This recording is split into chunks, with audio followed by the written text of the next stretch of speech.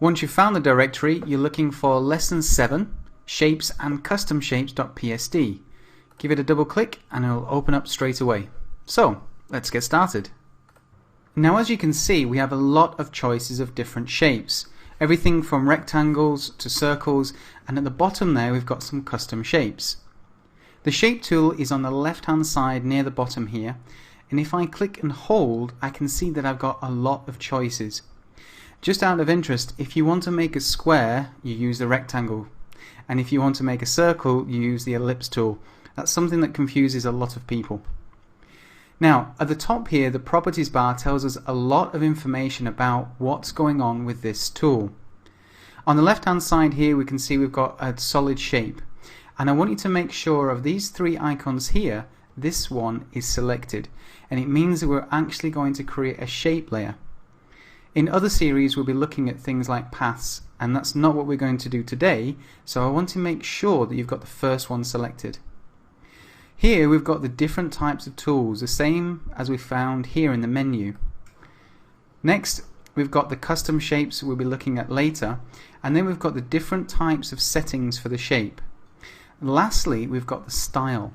Now if you've applied any effects like we looked at in the other series to a shape, when you do a new one, Photoshop gives you a little bit of help and gives you that same effect on the new shape.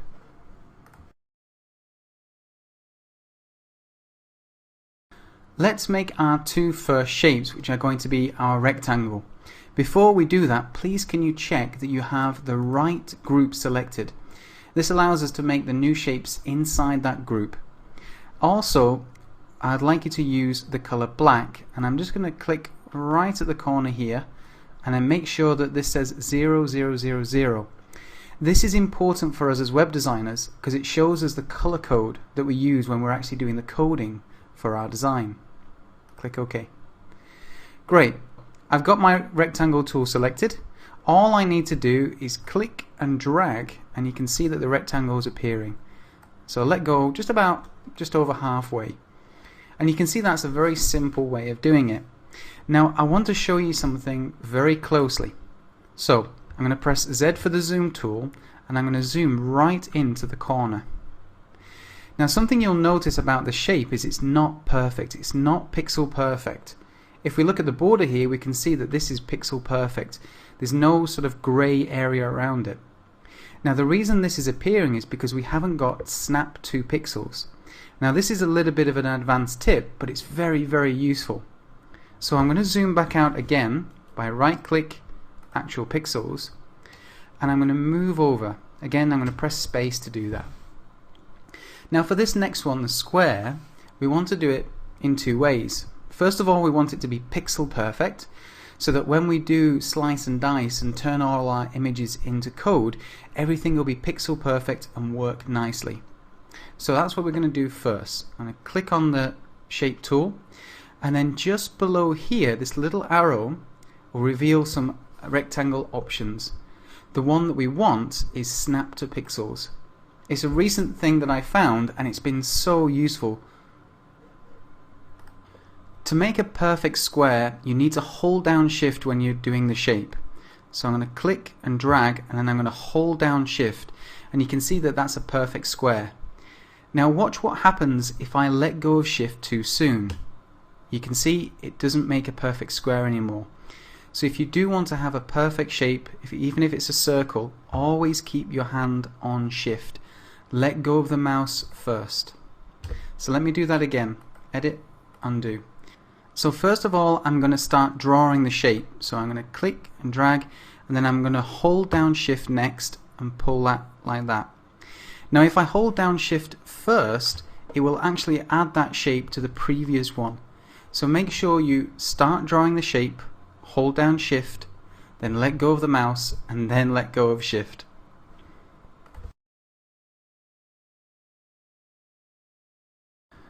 Now just before we move any further, I would like you to name your layers. This is a good habit to get into, otherwise you can get really lost. So just double click on the word and it will highlight it so you can change it. So I'm going to call this rectangle. And the one above is going to be called square. Now you'll notice here that the square is above the rectangle.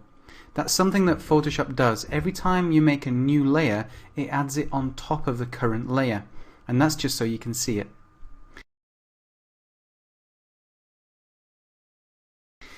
Now the next thing we're going to do is we're going to be working with a rounded rectangle. Now you use rounded rectangles everywhere, especially in things like buttons. So the rounded rectangle tool is just below here, or you can also find it on the properties bar here. If you look at the properties bar, you'll see something called radius, and the radius just means how much curve is on the rounded rectangle. Now let me just show you a few examples. If I draw my shape now, you'll see that there's a little curve. I'm going to go to Edit, Undo, and if I change this to maybe 50, you can see that that curve gets much bigger. So it depends on how much curve you want on your shape. For us in this example, we just want to use 10. So just set your radius to 10. Great. So now we're ready to actually draw this shape. So I'm going to click and drag. I don't need to hold down Shift on this because I'm not making a square. As soon as I'm ready, I can let go, and there's my rounded rectangle. Now before we move on to the ellipse tool, I want to name this layer. Okay, so rounded rectangle. Okay. So now I'm ready to try my ellipse tool. So I'm going to click and hold, and then I'm going to choose the ellipse tool. Right, to do an ellipse, I just click and drag, much like I did with the rectangle. And there we go. Very simple. So I'm just going to name that layer. I'm going to call that oval. And now I'm ready for my circle. Now again, the circle I'm going to need to use my Shift key. First of all, I start drawing the shape, and then I hold down Shift, and it will make sure that the aspect ratio is maintained and it's a perfect circle.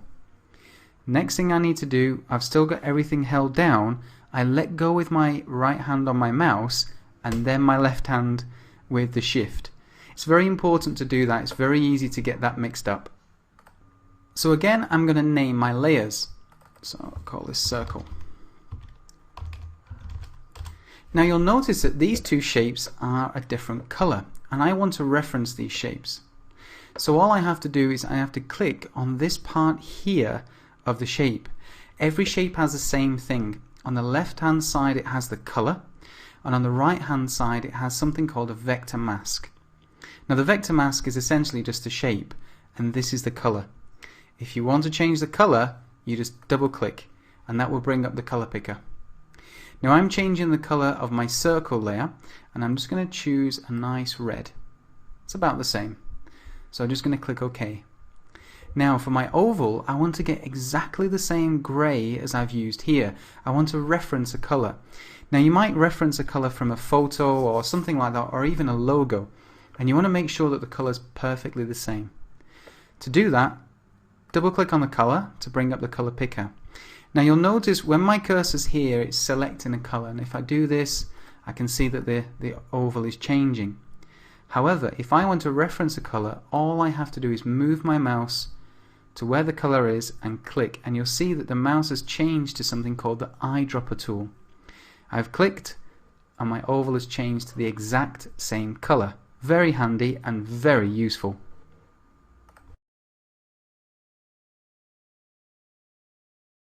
So before we move on to custom shapes, just click OK. I'm going to hold down space and move down a little bit so we've got some space to do our new shapes.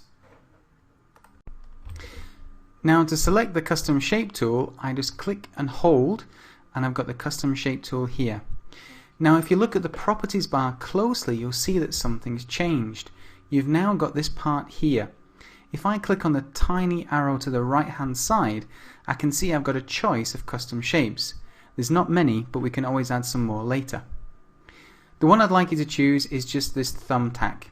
I'm just going to click away, and then to draw it, I click and drag, and this time I'm going to hold down Shift as well, just to make sure the aspect ratio is the same. And there we go. Got a nice thumbtack. And that's just one of probably hundreds of thousands of different shapes. Now if we want to have a different one, say something like a speech bubble here, we need to add a few more shapes. To do that, I'm going to go back to the shape tool at the top here. I'm going to look to the right here for a little arrow pointing to the right, and I'm going to move down and select all. Now it's going to ask me if I want to replace them, but I'm just going to click append. And that means I've now got a big, nice, lovely list of shapes that I can use and choose from. And the one I want to use next is one of the speech bubbles. Comes in handy when you're doing things like buy now and stuff like that. So to use it, I'm going to click and drag. I'm going to hold down Shift again just to make sure it's the right size and let go. So you can see how easy it is to add more shapes, and you can even download them. Again, I want to change the color, so I'm going to double click on the color, choose it from here, click OK, and you can see it's all done. So remember, if you want to change the color of a shape, click on the color next to the vector mask. And again, always name your layers. So I'm going to call this one speech bubble. And this one here is going to be called tack. Now, just as a little tip, if you don't know which one of these are, if you haven't been naming your layers, just turn them on and off again, and you'll be able to see which one disappears, and then you'll know which one it is. Great, so that's everything for shapes. Hope you enjoy using that tool because it's a really, really useful one.